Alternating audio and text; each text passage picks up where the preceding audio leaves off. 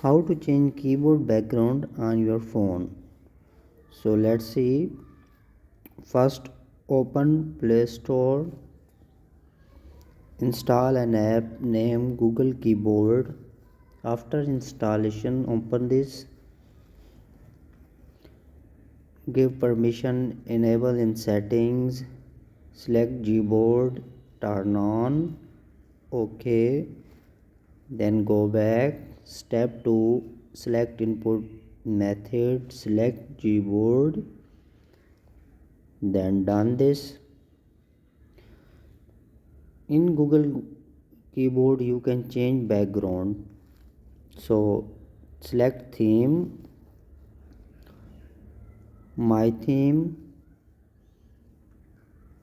select theme from your gallery, like select one picture from my gallery, and then next adjust brightness,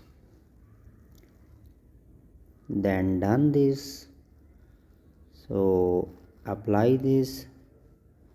Now check this, open keyboard, you can see keyboard background is changed successfully. Thanks for watching.